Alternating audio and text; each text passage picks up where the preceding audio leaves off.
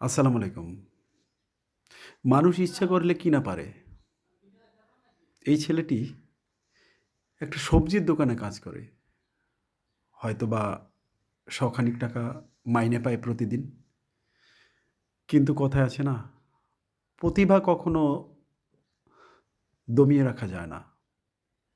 আর ইচ্ছা থাকলে মানুষ সব করতে পারে। নিজের প্রতিদিনের জমানো টাকা দিয়ে সে একজোড়া পুরানো স্কেটিং জুতা কিনে দেখুন সেটা নিয়ে কত আনন্দ করছে। আসলে এই আনন্দের কোনো দাম দেওয়া যায় না।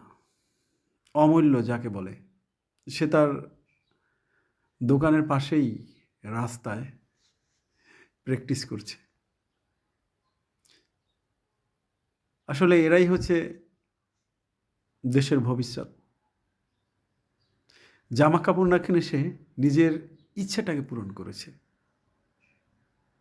সেলুট জানাই ভাই তোমাকে।